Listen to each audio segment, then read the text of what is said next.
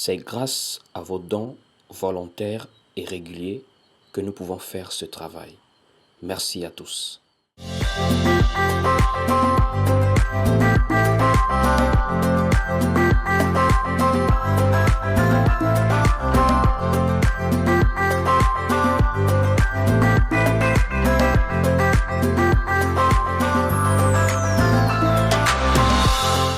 Les paroles de scandale, c'est le thème que nous avons ce soir.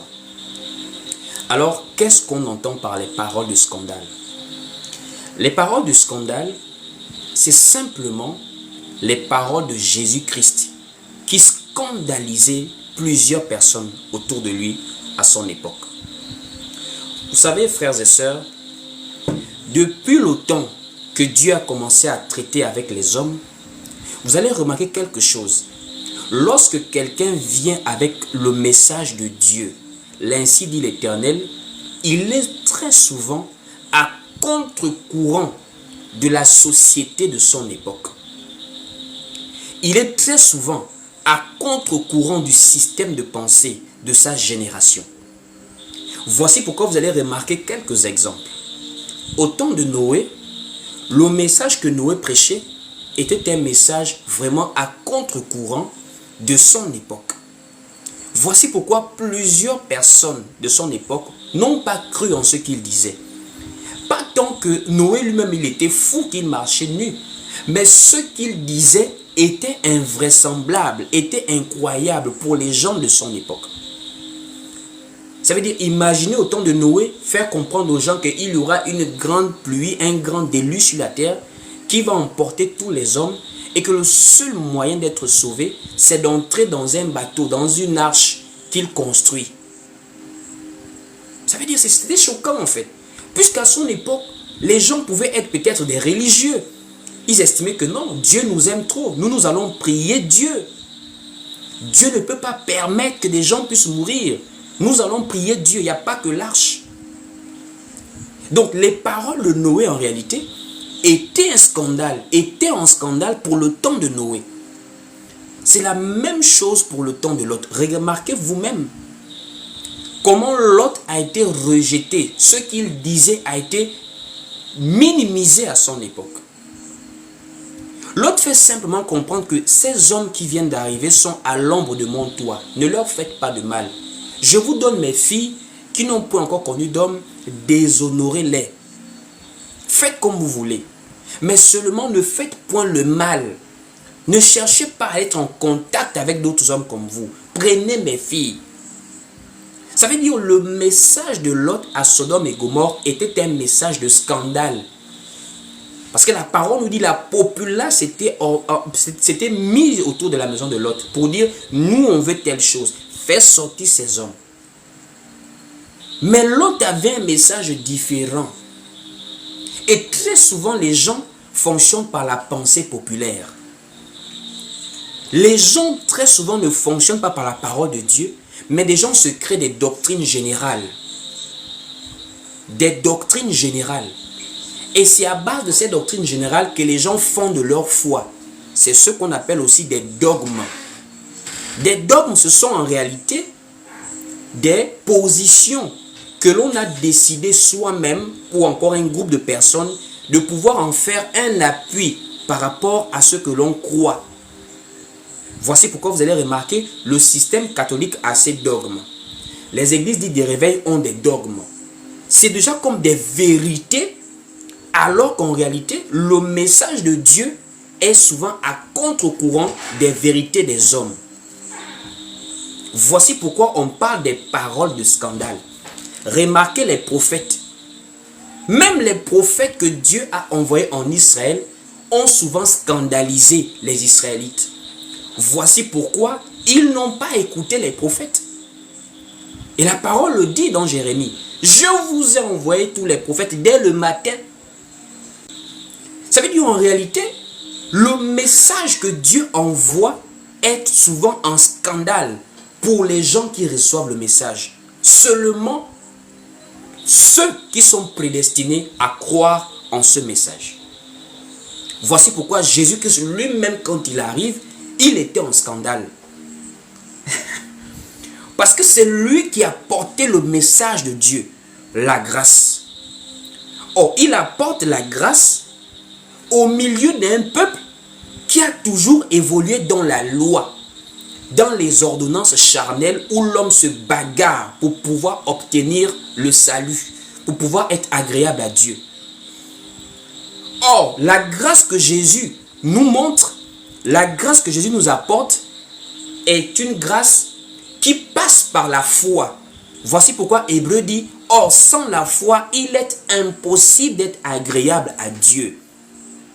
Or, la foi n'est que par la grâce, puisque la grâce n'a besoin qu'on puisse juste croire. Pas que c'est par nos propres efforts. Il faut juste croire. C'est ce qui scandalisait les Juifs pour dire, non, tu ne peux pas parler comme ça. Parce que ce que tu dis remet en cause les ordonnances de Moïse. Moïse était rigoureux, il fallait appliquer. C'était l'obéissance à la parole de l'Éternel. Il fallait être vraiment dans les ordonnances. Mais Jésus apporte un autre message qui demande à quelqu'un de seulement croire. Ça veut dire quand les Juifs pensent à toutes ces années de mise en pratique de la loi et des ordonnances en Israël, je vous assure, les Juifs ont souffert avec la loi et les ordonnances.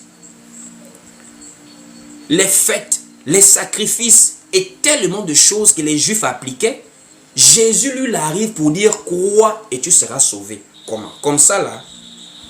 Et il le prouve avec le brigand à la croix. Un brigand comparément à des pharisiens. Les pharisiens, c'était une secte juive qui appliquait de manière rigoureuse et très disciplinaire la loi de Moïse. Quand on entend pharisiens, ce n'étaient pas des hommes de mauvaise vie. C'était des cercles, des regroupements sectaires juifs pour appliquer de manière rigoureuse la loi de Moïse. Voici pourquoi ils ne plaisantaient pas. Voici pourquoi ils avaient du mal à pardonner. Lorsqu'on a attrapé quelqu'un en flagrant délit de désobéissance, tel que l'adultère ou autre chose, il passe par la sanction selon la loi de Moïse. Mais Jésus lui vient pardonner tout ça. Il dit non, l'âme, crois seulement, tu seras sauvé malgré tes défauts, malgré ton état de pécheur. Et que c'est ce qui se passe avec le brigand à la croix. Le brigand à la croix c'était un brigand.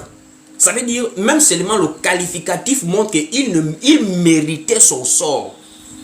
Ce n'était pas quelqu'un qui pouvait être sauvé d'après la loi de Moïse. D'après la loi de Moïse, c'était la sanction qu'il méritait. Mais Christ apporte la grâce et la grâce devient scandale parce que les Juifs ne comprennent pas cette affaire-là. Les Juifs ne comprennent pas que quelqu'un croit seulement, malgré les bêtises, malgré les fautes, malgré le péché, il croit seulement et il est sauvé. Et Jésus dit au brigand, je te le dis aujourd'hui, tu seras avec moi au paradis, au ciel. Mais c'est grave ça. Et c'est là où on voit maintenant dans le livre de Matthieu comment les apôtres vont faire comprendre à Jésus que est-ce que tu sais que tes paroles scandalisent les gens? Tes paroles scandalisent les gens. Parce que ce que tu enseignes remet en cause ce dont quoi les hommes sont depuis parfois des années, des décennies. Allons-y lire le livre de Matthieu maintenant. Une fois qu'on a compris ça, on va maintenant lire Matthieu chapitre 15 à partir du verset 10 en descendant jusqu'au verset principalement 12 et en descendant. Donc Matthieu chapitre 15 à partir du verset 10. Il est écrit ici, ayant appelé à lui la foule, il lui dit, écoutez et comprenez. Ce n'est pas ce qui entre dans la bouche qui souille l'homme, mais ce qui sort de la bouche, c'est ce qui souille l'homme.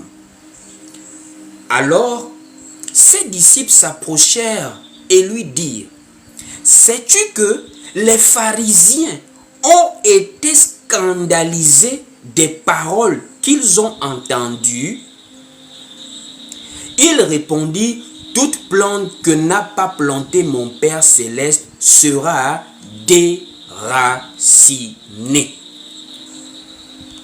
Les paroles de Jésus scandalisaient les gens. C'est une manière de t'interpeller. Vous savez, quand on sert vraiment Dieu, il est difficile de plaire aux hommes. Je dis, quand on sert vraiment Dieu dans la vérité, selon le message qu'il envoie, quand vous voyez quelqu'un plaire aux hommes, il faut vous poser des questions. Puisque Dieu, depuis qu'il a envoyé les serviteurs au temps d'Israël, même au temps de l'Église, vous pensez que les apôtres sont morts comment? Ceux qui ont commencé à prêcher avant nous la sainte doctrine, ils sont morts comment? Mais Jacques décapité, Pierre, Étienne lapidé, Jean mort de vieillesse en prison, Paul, Pierre, ils sont tous morts en martyrs. Les gens qui prêchaient l'évangile que beaucoup de personnes prétendent prêcher aujourd'hui. Au temps où l'homosexualité n'était pas encore légalisée. Au temps où il n'y avait pas encore l'évangile de la prospérité. Mais les gens détestaient quand même le message des apôtres. Mais à combien plus forte raison aujourd'hui, là où il y a maintenant plus de débordements, plus de fausseté, plus de péché, de comble, c'est là où vous pensez qu'on va aimer le message des apôtres, l'évangile apostolique. Posons-nous des questions. Est-ce que alors tous ceux qui soulèvent la Bible sont vraiment des envoyés de Dieu? Parce que l'histoire confirme que quand Dieu a souvent envoyé des gens, le message que ces gens ont souvent donné a souvent été un message combattu et très souvent rejeté. Allons-y voir Jérémie. Comment Jérémie en parle? Que moi je vous ai envoyé les prophètes. Dieu parle par Jérémie. On va aller voir Jérémie, on va lire. Nous allons lire Jérémie ensemble. Jérémie chapitre 25 au verset 4. Écoutez vous-même. Jérémie chapitre 25 au verset 4. Écoutez ce que la parole dit. L'Éternel vous a envoyé tous ses serviteurs, les prophètes. Il les a envoyés dès le matin. Et qu'est-ce que vous avez fait? Est-ce que vous les avez bien reçus? Est-ce que vous les avez acclamés? Écoutez la suite. Et vous n'avez pas écouté. Vous n'avez pas prêté l'oreille pour écouter. Dieu parle par Jérémie en disant, l'Éternel vous a envoyé tous ses serviteurs, les prophètes. Un prophète est un porte-parole de Dieu. C'est un habit, c'est la bouche de Dieu. Quand il vient, en réalité, on doit bien le recevoir. Mais les Israélites, qu'est-ce qu'ils faisaient? Ils rejetaient. C'est ce que la parole nous révèle également dans Actes. Que les prophètes étaient persécutés en Israël. Quand on dit serviteur de Dieu aujourd'hui, là, c'est l'argent. C'est le standing. C'est le témoignage. On est tous contents. Le serviteur de Dieu. Mais je vous assure, les gens qui ont servi Dieu avant les époques modernes, eux, ils étaient détestés. Vous pensez que Jérémie pouvait être célèbre si elle avait TikTok en son temps? Le message de Jérémie, Jérémie, lui, c'est le prophète qui annonce les captivités. Ça veut dire, les gens viennent à l'église pour dire, tu vas voyager. Jérémie lui dit, non, toi, tu vas aller en prison même. Vous avez vu, vous pouvez les aimer, les prophètes qui vous disent ce genre de choses comme ça, là. Ça veut dire, vous aimez les prophètes qui vous disent, tu vas voyager. Le genre de Jérémie, là, c'était le genre qui disait, non, tu ne vas pas voyager, tu iras en prison. Le genre de Jérémie. Lui t'annonce le contraire de ce que tu veux entendre. C'était ça les prophètes de Dieu. Regardez Élie. Élie était pourchassé par Jézabel, la femme d'Akab. Pourchasser un prophète de Dieu qu'on pourchasse comme un bandit. Parce que ce qu'il dit est dur à accepter. C'était ça les envoyés de Dieu. Voici pourquoi le livre des Actes nous rappelle comment les gens recevaient souvent Dieu et les serviteurs de Dieu. Ce n'est pas comme aujourd'hui. Aujourd'hui, quelqu'un qui prêche la parole, Les 1 million d'abonnés, 800 000 abonnés, écoutez un peu ce qu'il dit. Parce que les 800 000 abonnés là, c'est la parole qu'ils aiment, c'est la vérité. Parce que la vérité est difficile à accepter. Les hommes par nature n'aiment pas la vérité. Même les mondains ont dit la vérité blesse. Allons-y lire Actes pour voir ce que les Israélites faisaient aux prophètes de Dieu. Allons-y lire. Nous sommes dans Actes maintenant. On part dans Actes pour lire ce qui se passe. Nous sommes dans Actes chapitre 7 au verset 52. Actes chapitre 7 au verset 52. Écoutez ce que la parole dit concernant la manière dont les Juifs ont traité les envoyés de Dieu. Actes chapitre 7 verset 52. Écoutez ce que la parole dit. Lequel des prophètes vos pères n'ont-ils pas persécuté?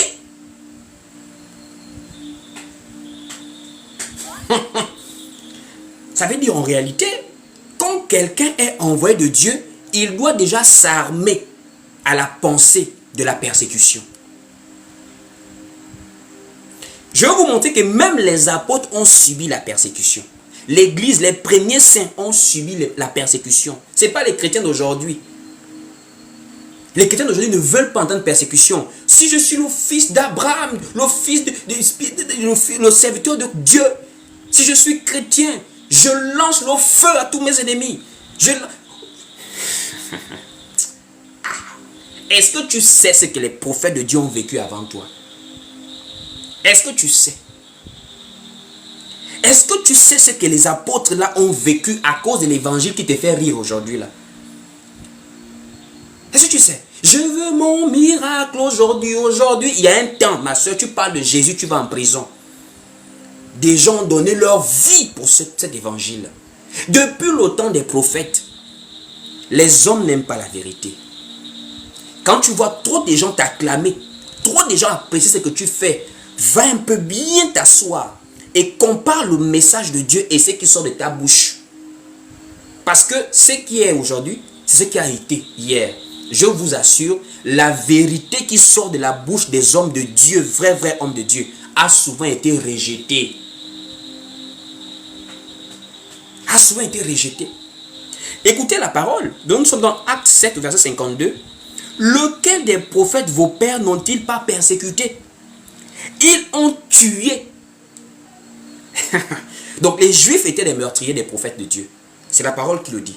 La parole dit ici, ils ont tué ceux qui annonçaient d'avance la venue du juste, que vous avez livré maintenant et dont vous avez été les meurtriers.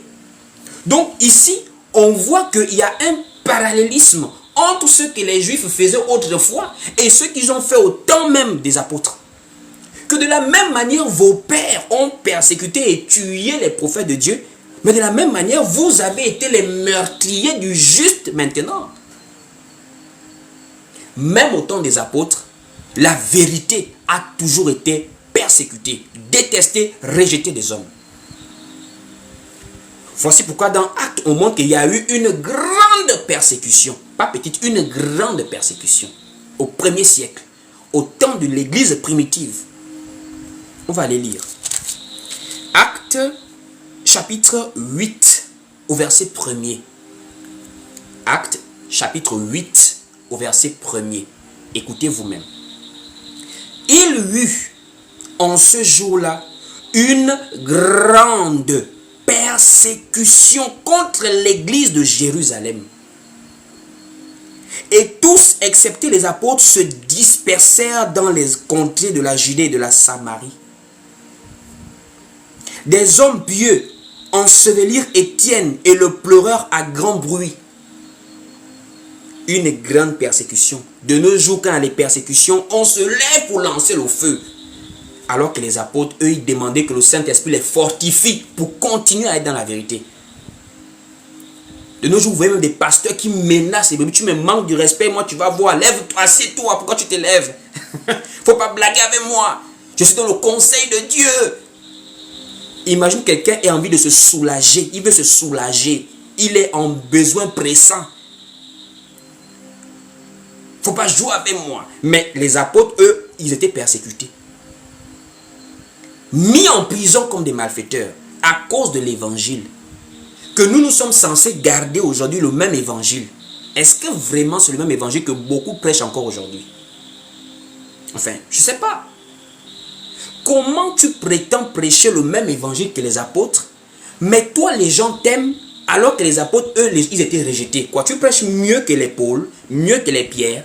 Laisse-moi te dire, si tu penses prêcher mieux que les premiers apôtres, tu es un faux.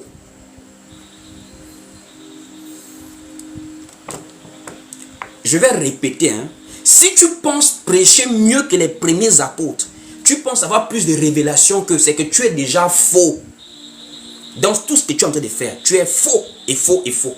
Pourquoi je le dis? Frères et sœurs, l'église est une construction spirituelle. L'église est un corps, est une maison spirituelle. Le livre de Éphésiens, chapitre 2, du verset 21 à 22 nous dit, nous sommes le temple saint de l'Esprit Saint. Et nous sommes l'habitation de Dieu en esprit, s'il vous plaît. Nous sommes le temple du Saint-Esprit et nous sommes la maison de Dieu. Donc, nous sommes une maison. Et je voudrais qu'on parte lire ça ensemble. Voici pourquoi j'ai demandé des blocs-notes pour que tu puisses noter. Éphésiens chapitre 2, du verset 21 à 22. On va lire ensemble. Éphésiens chapitre 2, du verset 21 à 22. Écoutons la parole. Il est écrit ici. En lui, ça veut dire en Jésus-Christ, tout l'édifice bien coordonné s'élève pour être un temple saint dans le Seigneur. Un temple saint dans le Seigneur. Ce n'est pas un temple physique, c'est un temple spirituel. Au verset 22. En lui, vous aussi êtes édifiés pour être une habitation de Dieu en esprit. Une habitation de Dieu en esprit. Or, toute maison commence par les fondations, par le fondement.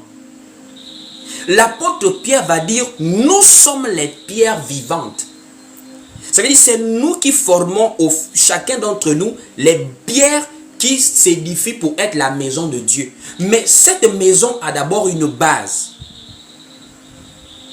Nous, là, nous sommes des pierres vivantes. Mais nous sommes des pierres qui s'appuient sur le fondement. Alors, qui a posé ce fondement? Ce n'est pas toi qui prétends prêcher aujourd'hui. Ce sont les premiers apôtres qui ont été rejetés en leur temps. Ce n'est pas toi. Toi qu'on aime. Toi que tu remplis les foules. Il n'y a pas de problème. Mais, dans ta main de remplir les foules, est-ce que tu dis la même chose que Paul disait? Est-ce que tu dis la même chose que Pierre disait? Ce n'est pas remplir les foules qui fait de toi un vrai serviteur de Dieu. Ce n'est pas remplir les stades qui fait de toi un vrai serviteur de Dieu. Ce n'est pas avoir des lives de milliers de gens connectés qui fait de toi un serviteur de Dieu. Ce qui fait de toi un vrai serviteur de Dieu, c'est que tu restes fidèle au message que Dieu t'a envoyé donner aux gens. Selon Jean chapitre 3 verset 34, c'est lui que Dieu envoie dit les paroles de Dieu. Ça veut dire le fondement, frère, ce n'est pas toi qui l'as posé. Tu n'as aucune légitimité pour venir remettre en cause l'enseignement de ceux qui ont posé le fondement sur lequel toi tu viens t'appuyer aujourd'hui. Voici pourquoi Paul a mis en garde tout homme aventurier qui va venir chercher à bousculer le fondement qui a été posé. Éphésiens chapitre 2 maintenant au verset 20. On est dans le même chapitre d'Éphésiens 2, on redescend maintenant au verset 20. Écoutons maintenant. Éphésiens 2 au verset 20, il est écrit ici. Vous avez été édifiés. Édifié veut dire être bâti. Bâti veut dire être construit. Sur le fondement. Nous sommes une maison. Mais cette maison a été bâtie sur un fondement. Des apôtres et des prophètes. Jésus-Christ lui-même étant la pierre angulaire. Ça veut dire en réalité, quand Jésus avait dit « Je bâtirai mon église », cette église a été bâtie sur le support des prophètes qui annonçaient Jésus et des apôtres qui ont confirmé et témoigné sur Jésus au 1er siècle. Voici pourquoi Jésus avait dit, vous serez mes témoins. C'est sur la base des apôtres et des prophètes qui ont annoncé et des apôtres qui ont témoigné que le fondement a été bâti. Voici pourquoi l'apôtre Paul va maintenant le dire dans le livre de 1 Corinthiens, chapitre 3, au verset 10. Paul va dire, j'ai posé le fondement comme un sage architecte. Et un autre bâti dessus. Ça veut dire Paul reconnaît que il ne va certainement pas finir. Parce qu'il y aura encore peut-être une course à relais. D'autres viendront après lui, après la première génération. Mais Paul va mettre en garde tous ces gens qui se mettent sur les lives TikTok aujourd'hui. Tous ces gens qui ont des bâtiments d'assemblée aujourd'hui. Que quand tu veux commencer les choses là, attention au fondement. Attention au fondement. 1 Corinthiens, chapitre 3, dès le verset 10. Allons-y lire ensemble. 1 Corinthiens, chapitre 3, dès le verset 10. Écoutez vous-même la parole. Il est écrit ici. Selon la grâce de Dieu qui m'a été donnée, j'ai posé le fondement comme un sage architecte et un autre bâti dessus. Mais que chacun prenne garde à la manière dont il bâtit. Paul est maintenant en train de mettre en garde que vous pouvez venir prêcher après parce que Dieu va continuer à susciter des gens. Tant qu'il ne vient pas prendre son église, on va l'attendre. D'autres vont mourir, d'autres seront en vie, selon qu'il a prêché aux Thessaloniciens.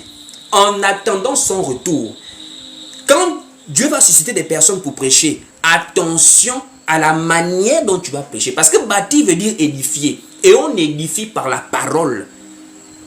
Donc la manière dont tu viendras ouvrir ta bouche, fais attention. Pourquoi fais attention? C'est la suite maintenant qui nous dit, au verset 11. Car personne ne peut poser un autre fondement que celui qui a été posé, savoir Jésus-Christ. Ça veut dire en réalité, toute personne, toute assemblée qui se réunit au nom de Jésus doit simplement revenir sur le modèle qui a été posé depuis. Il n'y a pas de révision de doctrine à faire.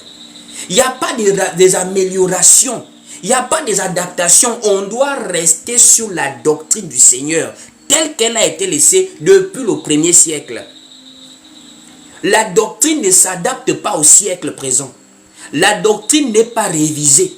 La doctrine n'est pas adaptée aux humeurs, aux mœurs des gens. Parce que la doctrine, c'est la parole de Dieu. Or, la parole de Dieu est la même hier, aujourd'hui et éternellement. Ça veut dire, même si les mœurs ont évolué, aujourd'hui, on fait des choses qu'on ne faisait pas au 1er siècle. Nous, Église, on doit rester selon la doctrine, selon l'enseignement du 1er siècle. C'est ce que Paul fait comprendre ici, là. Attention à la manière dont vous allez venir bâtir. Vous, demain, il y aura des homosexuels. Demain, l'égalité des sexes sera là. Demain, il y aura la prospérité, le matériel, beaucoup de choses qui viendront. Attention à la manière dont vous allez bâtir. Attention à la manière dont vous allez parler de Dieu. Un envoyé de Dieu dit les choses que Dieu lui envoie dire. Frères et sœurs, on continue. Au verset, nous sommes dans 1 Corinthiens chapitre 3, voilà.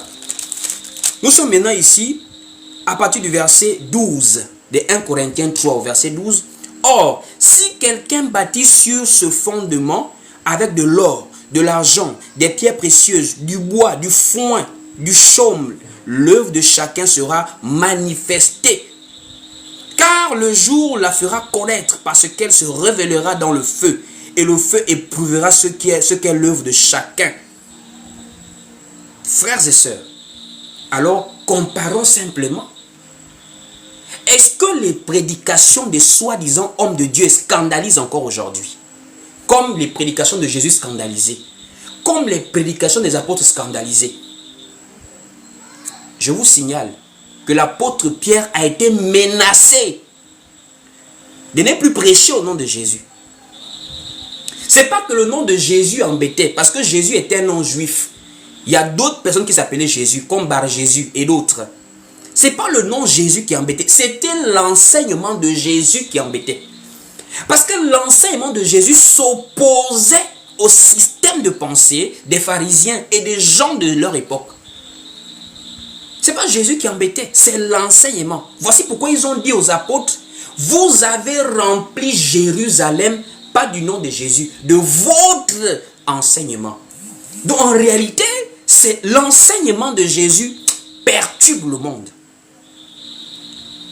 L'enseignement de Jésus, quand ton enseignement ne perturbe pas le monde, revois ce que tu enseignes.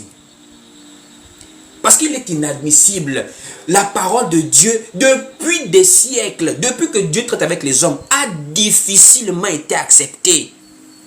Les Écritures nous révèlent que les prophètes ont été tués et persécutés en Israël. Les apôtres du premier siècle ont été persécutés. Je vous rappelle que l'apôtre Jacques a été décapité. Jean-Baptiste décapité. Étienne lapidé. Les Paul, les Pierre, les Jean, pourchassés, jetés en prison à chaque fois. À cause de l'évangile. Mais comment cet évangile donne des acclamations aujourd'hui, donne de l'argent aujourd'hui, donne de l'élévation aujourd'hui, le même évangile qui faisait que les gens soient en prison hier. Alors qu'en termes de péché, aujourd'hui le péché est plus à son comble par rapport même au premier siècle. L'iniquité aujourd'hui est en train d'arriver à son comble. Mais comment la parole de Dieu est de plus en plus appréciée dans un monde où le péché est en train d'arriver de plus en plus à son comble? Ça montre qu'il y a maintenant un problème d'enseignement. Alors que les premiers apôtres, eux, ils étaient persécutés pour ça. Voici pourquoi l'apôtre Paul va préparer l'église avec les pierres en faisant comprendre que préparez-vous à la persécution. Un vrai enfant de Dieu, un vrai prédicateur. Voici pourquoi nous, on a arrêté la course aux abonnés. On pensait que bon, les gens s'abonnent, la parole de Dieu est acceptée. On ne compte plus ça. Nous, ce sont les lives. On vient, on prêche la parole, on part. Les gens s'abonnent, on ne regarde même plus qui va s'abonner ou pas. Tant qu'on peut faire le live, même 1000 seulement, tant qu'on peut faire la vie, on fait. Parce qu'on sait que ce qui sort de nos bouches là, comme Pierre prêchait, comme Paul prêchait, si c'est la célébrité, on ne va pas avoir ça. C'est pas facile en tout cas. C'est pas facile. Allons-y voir le livre de 2 Timothée, chapitre 3, au verset 12. Comment Paul prépare déjà l'église. Que vous allez passer par des temps de persécution. Sérieusement. 2 Timothée, chapitre 3, au verset 12. Allons-y lire. 2 Timothée, chapitre 3, au verset 12. 2 Timothée, chapitre 3, au verset 12. Il est écrit ici. Or, tous ceux qui veulent vivre pieusement en Jésus-Christ seront persécutés. Le pieusement là, quelqu'un va penser que c'est pieusement que je ne vole pas, je ne mens pas. Les tribulations que les gens pensent que pieusement veut dire non, parce que je suis pieux, on me persécuter parce que je ne mens pas. Non, non, non, non, non. Le pieusement selon Dieu est différent du pieusement selon les hommes. Parce que la sainteté selon Dieu est différente de la sainteté selon les hommes. Dans la pensée populaire, c'est pieux que je ne mens pas, je ne vole pas. C'est bien, il ne faut pas mentir, il ne faut pas voler. Mais ce n'est pas le pieusement que Paul disait. Parce que la piété selon les hommes ne sauve pas.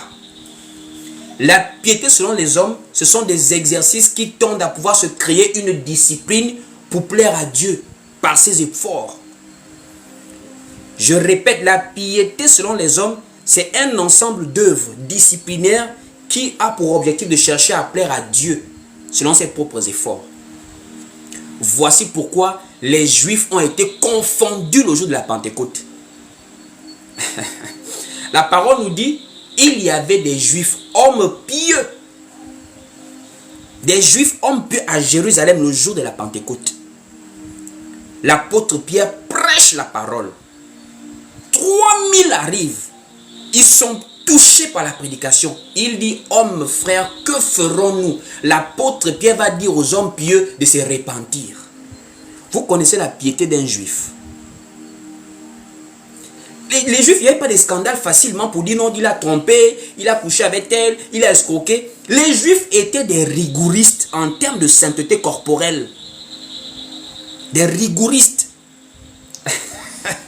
Mais Pierre va dire non, repentez-vous. Parce que la repentance, c'est le fait simplement de reconnaître son tort par rapport au message que Dieu te donne en ton temps. Quand Christ arrive, Christ apporte un nouveau temps, une nouvelle dispensation, la dispensation de la grâce. Et dans cette dispensation, les œuvres de la loi ne peuvent plus sauver. Donc si tu continues à rester dans les œuvres de la loi, tu es déjà contre la parole de Dieu. Donc tu es déjà dans la désobéissance. Ça veut dire que Dieu te dit, c'est par la grâce, crois seulement. Toi tu refuses, toi tu veux être saint par les efforts. Il faut te repentir. Ce n'était pas repens-toi parce que tu as couché avec tel père, tu as bu du vin. Pierre leur fait comprendre que repentez-vous. Parce que là aujourd'hui, c'est Jésus-Christ qui sauve, le message de la grâce. Voici pourquoi il a fait comprendre qu'en réalité, la sanctification, c'est par la parole. C'est plus par les œuvres, comme les Juifs le faisaient. Il dit, Père, sanctifie-les par ta parole. Nous sommes maintenant sanctifiés par l'évangile de Jésus-Christ, parce qu'il nous a réconciliés avec Dieu.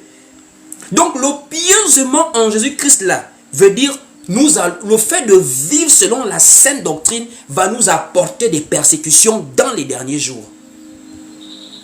Parce que la sainte doctrine n'a rien à voir avec les pensées des hommes. La sainte doctrine, c'est l'enseignement de Jésus-Christ. Et cet enseignement a souvent été un scandale parmi les pharisiens et d'autres sectes juives, les sadducéens et d'autres. Voici pourquoi c'est ceux qui ont voulu interdire aux apôtres de prêcher. Vous avez rempli Jérusalem de votre enseignement. L'enseignement qui amène les gens à être sauvés parce qu'ils croient simplement en Jésus, c'était un enseignement choquant au 1er siècle. Allons-y lire le livre de Actes chapitre 5 au verset 28. On va lire. Actes chapitre 5 au verset 28. Actes au chapitre 5 au verset 28. Il est écrit ici dans Acte 5 au verset 28. Ne vous avons-nous pas défendu expressément d'enseigner en ce nom-là? Et voici, vous avez rempli Jérusalem de votre enseignement et vous voulez faire retomber sur nous le sang de cet homme. Quel est l'enseignement de Jésus maintenant en question qui faisait que les apôtres étaient persécutés? Quel est cet enseignement? C'est simplement les instructions du Seigneur, les recommandations du Seigneur. C'est ce qu'il a dit dans le livre de Matthieu, chapitre 28, du verset 19 à 20. Il dit, allez, faites de toutes les nations des disciples, les baptisant au nom du Père, du Fils et du Saint-Esprit. Et il ajoute, et enseignez-leur à observer tout ce que je vous ai prescrit. Donc la sainte doctrine, qui est l'enseignement du Seigneur, c'est simplement l'ensemble des prescriptions du Seigneur qui sont dans l'évangile de Christ. Voici pourquoi nous sommes sauvés par Christ, par son évangile. C'est pour cela qu'il y a la précision dans le livre de Romains chapitre 10 au verset 17. Et la foi vient de ce que l'on entend. Ce que l'on entend vient de la parole de Christ. C'est par la parole de Jésus-Christ que nous comprenons mieux l'ombre. C'est par la parole de Jésus que nous comprenons l'œuvre de Dieu dans sa globalité. Par la foi que nous avons mis dans la parole de Christ. Et dans cette parole, par exemple, la foi en Christ ne nous amène pas dans un système religieux.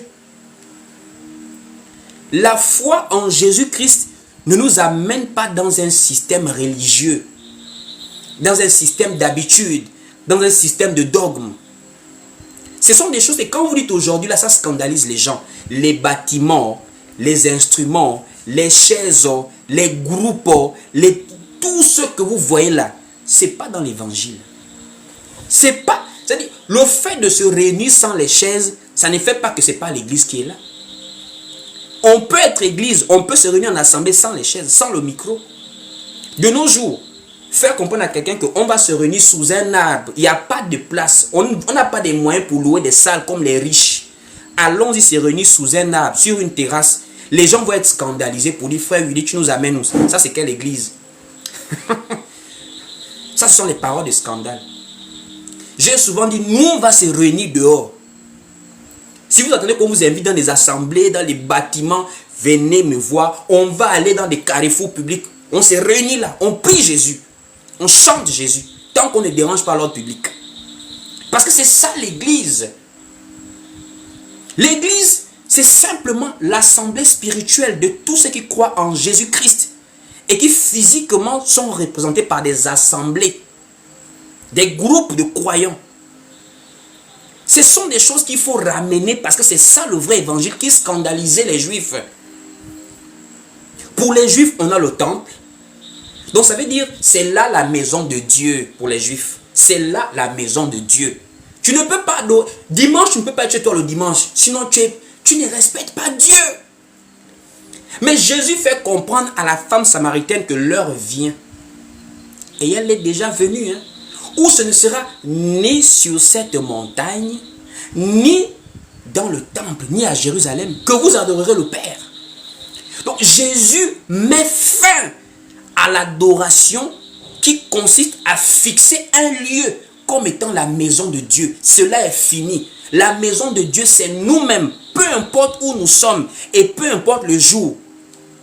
Il n'y a plus de Shabbat.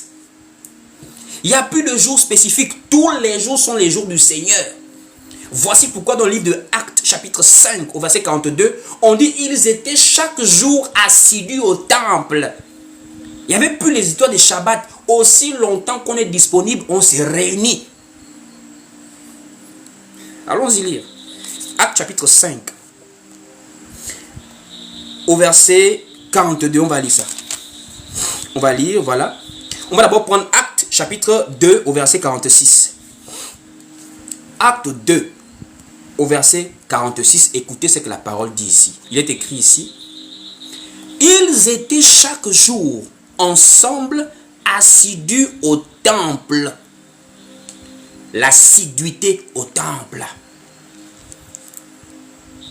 L'assiduité au temple. On prend un autre passage. Nous sommes maintenant dans Actes chapitre 5 au verset 42. Donc deux passages qui nous montrent que c'était chaque jour en réalité, aussi longtemps que l'on peut se réunir. Donc Actes 5 au verset 42 maintenant, écoutez. On dit ici, et chaque jour dans le temple et dans les maisons, il ne cessait d'enseigner et d'annoncer la bonne nouvelle de Jésus-Christ. Donc Jésus était lui-même venu être en scandale aux Juifs. Jésus lui-même. Ce n'était pas quelqu'un qui ce n'était pas un conformiste. De nos jours, c'est le conformisme. Tu dois avoir un diplôme pastoral. Tu dois avoir fait des études. Tu dois avoir les agrégations de tous les ministères, etc., etc. Tu dois ouvrir un bâtiment. Tu dois avoir des instruments. Tu dois commencer à avoir un programme. C'est-à-dire, de nos jours, les églises sont comme des organisations des hommes. C'est comme des boutiques. Ça veut dire, tu as commencé ce qu'on appelle le menu du système, là, sur la pancarte. Lundi, prière. Mardi, enseignement. Mercredi, délivrance. Ça, c'est pas Satan qui est dans les choses comme ça, là. Comment, toi, tu peux programmer la délivrance de quelqu'un? Alors que le Saint-Esprit dispose les choses selon qu'il veut. Toi, tu programmes que les mercredis, c'est prière de délivrance. C'est pas Satan qui est là comme ça, là. Qui te dit que le Saint-Esprit sera au rendez-vous? C'est pas toi qui dirige le Saint-Esprit, c'est le Saint-Esprit qui te dirige. Voici même pourquoi les femmes en assemblée, lorsqu'elles sont en prière, elles mettent des foulards. Parce qu'elles peuvent être saisies par l'Esprit. C'est pas toi qui anticipes l'action de l'Esprit. C'est l'Esprit. Tu peux même passer un jour, tu vas au travail, l'Esprit te saisit, tu pries pour quelqu'un, il guérit sur place. L'Esprit n'est pas conformiste dans nos programmes. Non, venez à tel endroit, au stade, on va guérir. L'Esprit peut t'amener à guérir un parent même de ta propre famille. Quelqu'un est malade, l'Esprit te saisit, tu pries pour la personne est guérie. L'Esprit dispose ces choses comme il le veut. Mais nous avons des pancartes. Mercredi, délivrance. Jeudi, réunion prophétique. C'est Satan. Et ce que je dis là, on ne peut pas avoir des milliers de personnes connectées en live quand on prêche comme ça. De nos jours, c'est ne juger point. Chacun a sa vision. Alors que moi, je n'ai aucune vision. Personne n'a... La vision est portée par Jésus-Christ. Nous sommes ses brebis, nous le suivons. C'est la vision de Jésus qu'on suit. Quand tu commences à voir quelqu'un, moi je suis visionnaire, et sa vision s'écarte de la vision de Jésus, c'est ce qu'on appelle la fausseté. Et ce sont des scandales quand on dit ça aujourd'hui. On est en scandale à beaucoup de gens. Ce sont des paroles de scandale. Jésus lui-même a cassé le système religieux. Il ne respectait pas le sabbat. Il ne respectait pas les fêtes juives. Et les apôtres ont continué dans cela. Paul a dit, arrêtez de vous culpabiliser. Par rapport aux lunes, par rapport au Shabbat, c'était l'ombre des choses à venir. Paul a cassé l'affaire des Baals chaque année, la Pâque chrétienne, la Pâque, etc. Quelle Pâque? Nous avons déjà mangé notre Pâque. Christ est notre Pâque. À chaque fois que nous partageons la parole, nous sommes dans notre Pâque. C'est Jésus-Christ notre Pâque. Mais tu vas voir, les religieux font quoi? Ils attendent les Juifs et ils font une semaine après, en collaboration avec le catholicisme romain. Ça là, c'est ce qu'on appelle la fausseté. Voici pourquoi Jésus va dire, toute plante que mon Père n'a pas semée sera déracinée. On doit déraciner la Pâque religieuse des églises. On doit déraciner les systèmes d'hommes des églises. On doit déraciner la pensée bâtiment des églises. On doit déraciner l'affaire de c'est le lieu où on doit prier des églises. On prie Dieu partout où on peut se réunir. Colossiens chapitre 2 à partir du verset 16. Colossiens chapitre 2 à partir du verset 16. Il est écrit ici dans Colossiens chapitre 2 à partir du verset 16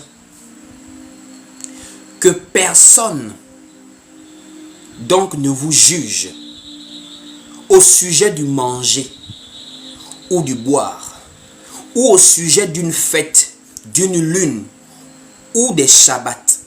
C'était l'ombre des choses à venir, mais le corps est en Christ.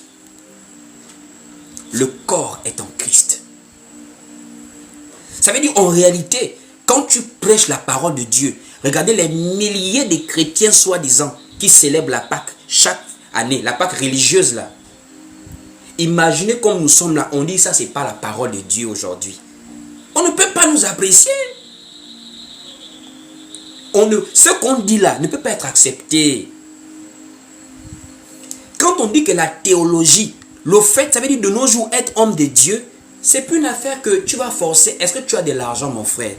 Est-ce que tu sais que si tu as de l'argent, dans 2 ans, tu peux avoir ton col pastoral, tu as ta Bible en main, tu invites les gens de Dieu dans ton bâtiment? En réalité, c'est plus une affaire de oh, Dieu t'a choisi. Non, non, non, non, non, non. La théologie moderne, c'est du genre, va payer dans une école. Tu fais l'école. Qui est mort à la croix? Jésus.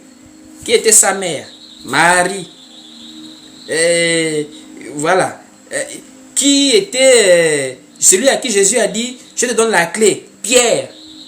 Au bout de 6 mois, ou 1 an, ou 2 ans, on te donne le diplôme, tu as gagné le diplôme.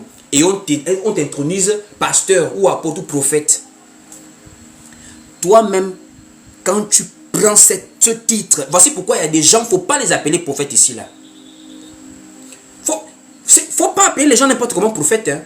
Moi, quand quelqu'un, je l'appelle frère, je ne suis pas dans ma prophète. Tu as eu ce ministère comment? Dans des écoles théologiques, dans des systèmes d'hommes, je t'appelle frère, je ne t'appelle pas prophète. Tu n'es pas un prophète. Comment toi-même dans ta conscience, tu ne peux pas être inquiété de jouer avec les choses de Dieu comme ça? Jacques a dit qu'il n'y ait pas un grand nombre d'entre vous qui enseignent, car nous serons jugés plus sévèrement. Toi, tu peux apprendre le titre de prophète. Si on t'amène dans un plateau télé, tu ne pourras pas définir ce qu'on appelle prophète.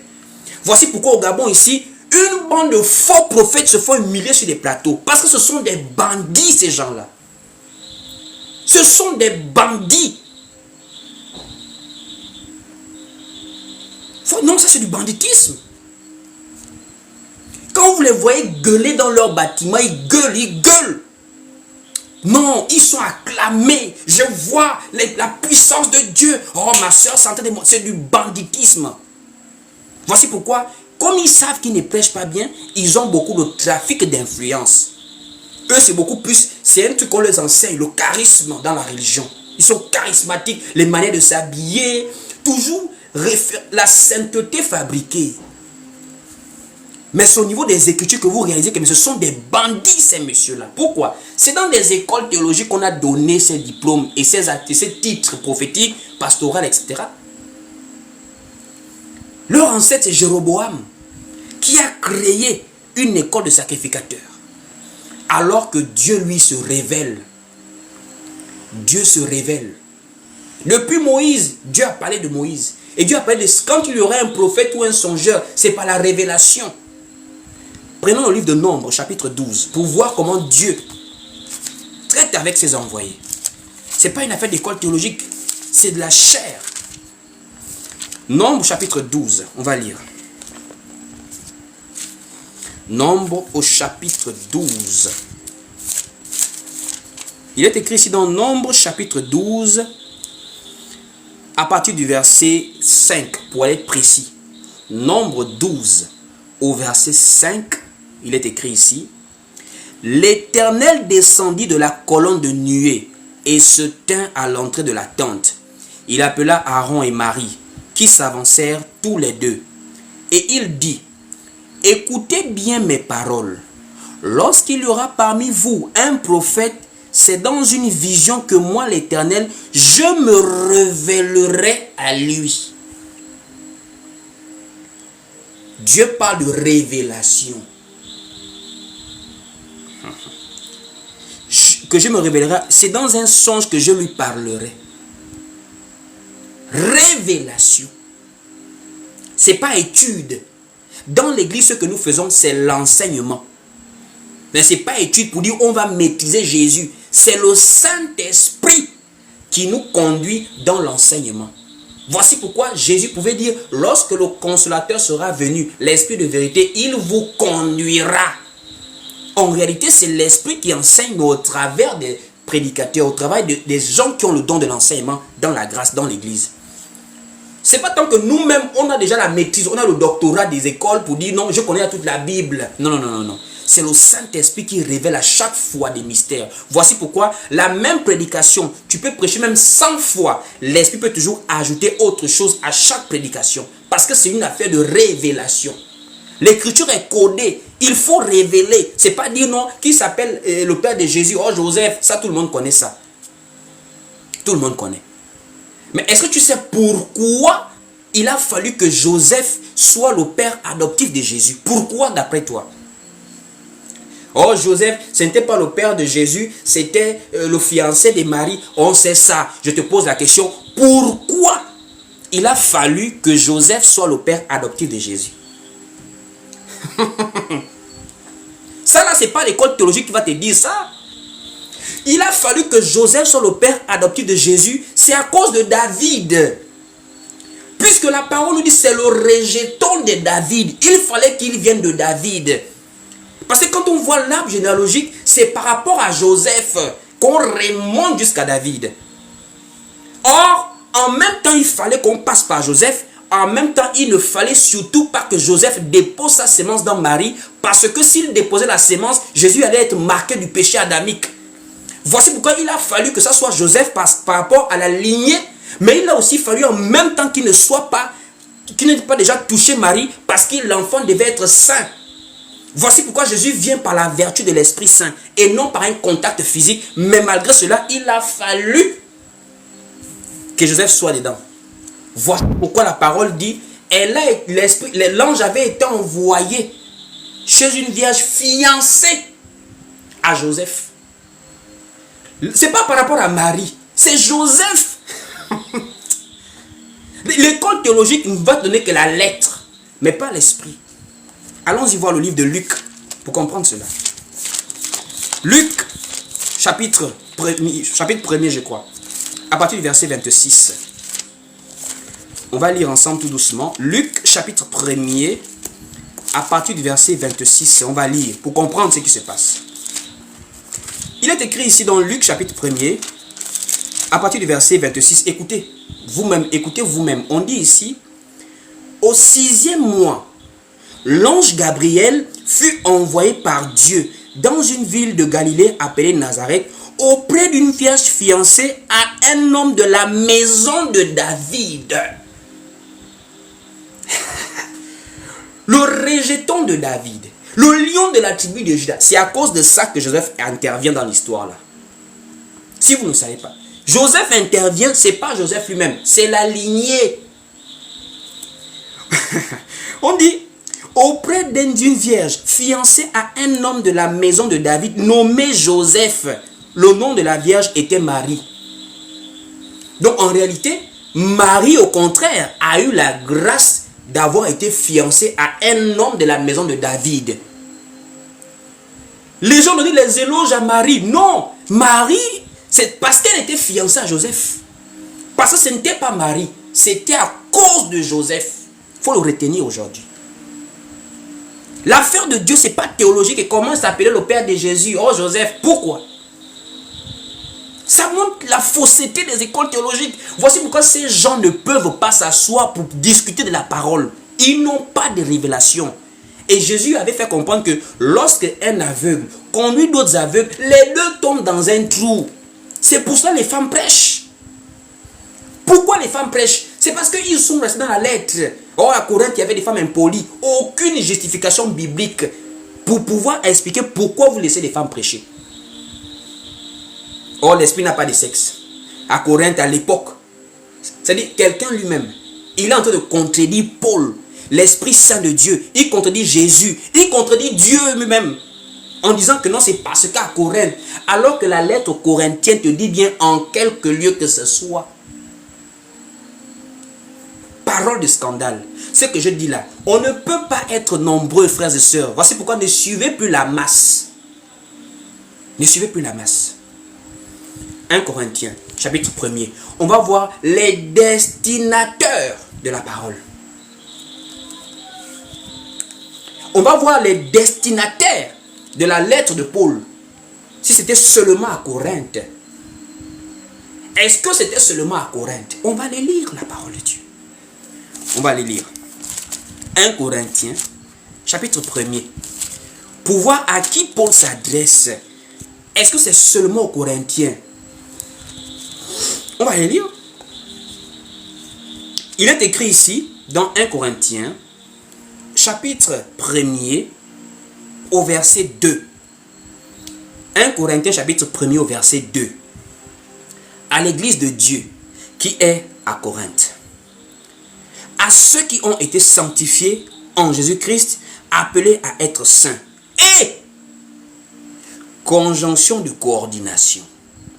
Et, à tous ceux qui invoquent en quelque lieu que ce soit le nom de notre Seigneur Jésus-Christ, leur Seigneur et le nôtre.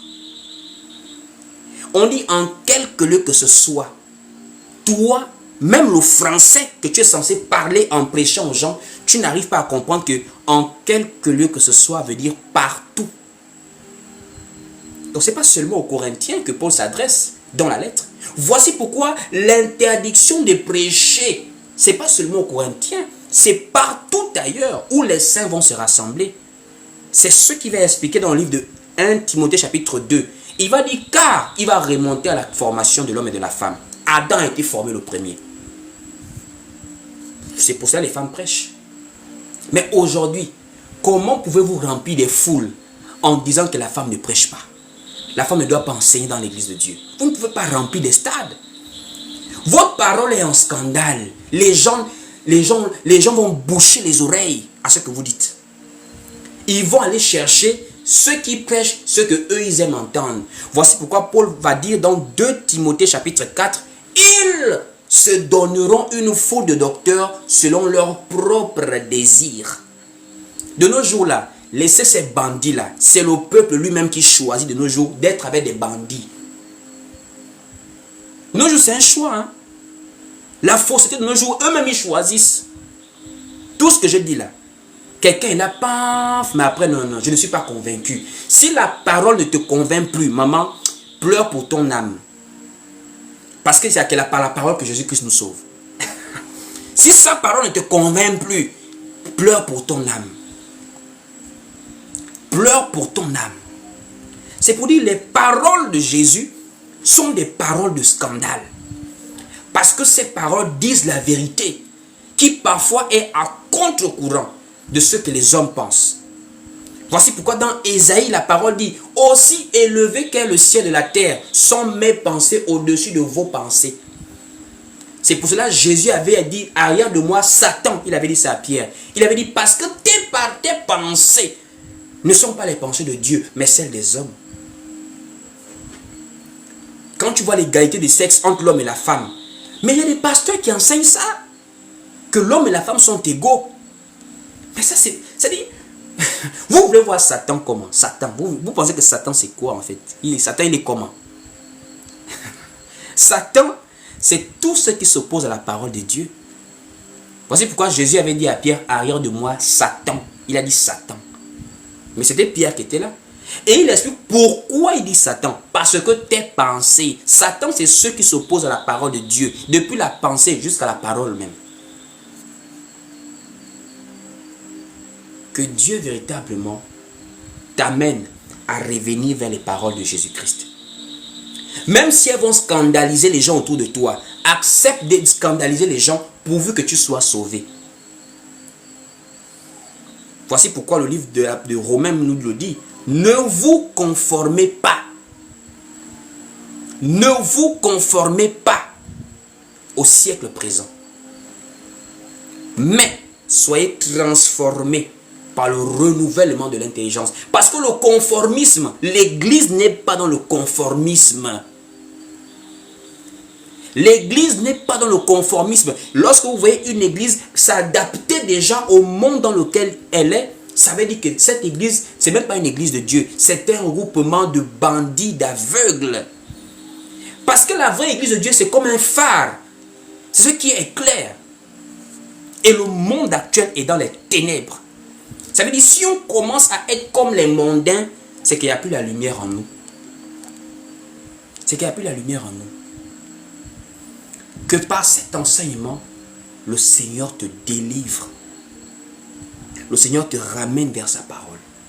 Le Seigneur vraiment met en toi le dégoût de ce qui est mal, selon Dieu, pas selon toi-même. Tu peux aimer quelque chose, mais que Dieu voit mal. De nos jours, il y a des femmes fortes qui n'acceptent pas la domination de l'homme. C'est mal parce que Dieu a dit, il te dominera. C'est comme il y a des hommes aussi irresponsables qui ne veulent plus assumer leur charge. La parole dit, c'est toi qui dois t'occuper de la femme, comme Christ s'est occupé de l'église. Il prend soin d'elle. Donc ça veut dire qu'il y a des choses que nous-mêmes on peut penser être bien. Revenons à l'enseignement des apôtres. Revenons à l'enseignement des apôtres. Si on veut maintenant créer nos propres pensées, on va devenir une deuxième église catholique romaine. Parce que les catholiques romains, c'est la pensée. Ils se sont assis pour dire, bon, nous on pense que... C'est quand tu commences à penser là, que tu écartes la parole de Dieu. Restons sur le fondement apostolique. Restons sur le fondement apostolique. Que véritablement Dieu vous bénisse ce soir. Je voudrais maintenant que nous sommes en train de terminer, prier avec toi. Je voudrais qu'on prie ensemble. Ne te déconcentre surtout pas. Parce que la parole dit, il persévérait dans l'enseignement des apôtres, dans la communion fraternelle, dans la fraction du pain et dans les prières. Les prières. Je veux qu'on prie ensemble.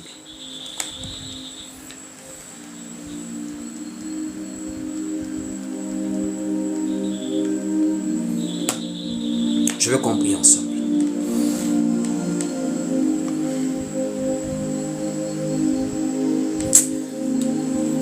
Le monde va mal.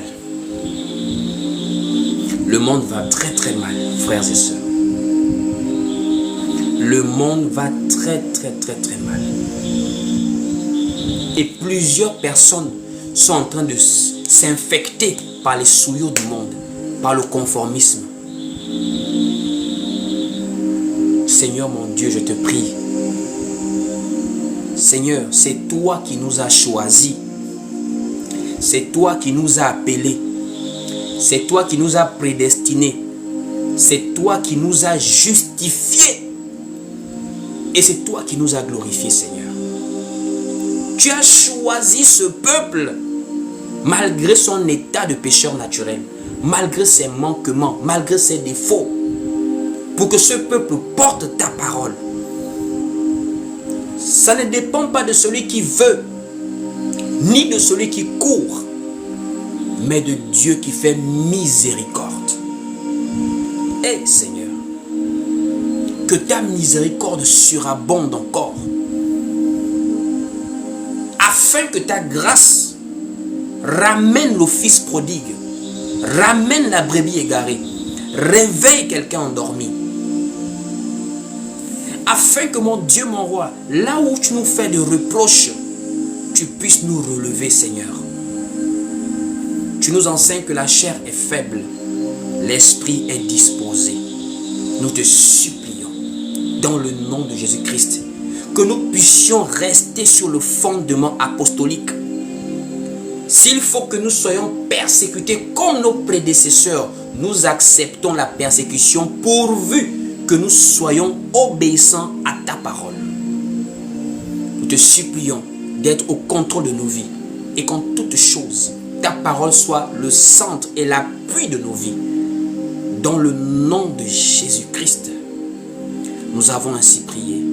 Nous disons Amen. Que Dieu vous bénisse. Amen. Shalom à tous. Alors, nous sommes arrivés au terme de ces moments. Voilà. Et j'espère que vous avez été richement bénis par cet enseignement sur les paroles de scandale. En réalité, il y a beaucoup de choses à dire là-dessus. Voilà. Il y a des enseignements en réalité qui peuvent prendre des jours et des jours. Pour aujourd'hui, je pense que l'essentiel a été donné dans un cœur. Le retour à la parole de Dieu. Alors, pour toutes les personnes qui sont peut-être arrivées en plein enseignement, nous allons faire l'effort de poster ce live, cet enseignement sur notre chaîne YouTube Willy Bendon. Le lien est sur ma bio pour tous ceux qui veulent avoir accès à la chaîne. Vous cliquez sur le lien, ça vous amène directement à la chaîne. Si vous n'êtes pas encore abonné, profitez pour vous abonner, pour liker et pour partager, pourquoi pas l'enseignement. Et vous pouvez également nous suivre sur le compte, sur la page Facebook Willy Bendon. Nous sommes également sur Facebook, le même nom, et également sur Instagram. Et pour tous ceux qui veulent nous contacter en inbox, nous sommes joignables sur WhatsApp au plus 241 74 31 70 87. Et nous réitérons toujours, voilà, cet appel au soutien participatif. Nous fonctionnons ici grâce à la libéralité et à la générosité que Dieu met dans vos cœurs. Aussi, si vous appréciez le travail qui est fait et vous souhaitez vraiment que le Seigneur continue à pérenniser ce travail au travers de ce canal, vous pouvez également apporter votre soutien via un don, via un apport, ce qui nous permet de travailler ici sur Internet. Que Dieu vous bénisse, portez-vous bien par la grâce de Dieu et on se voit au prochain live.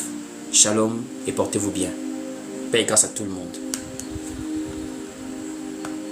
Pour plus d'édification, suivez-nous sur Facebook, YouTube, TikTok et Instagram. Que Dieu vous bénisse.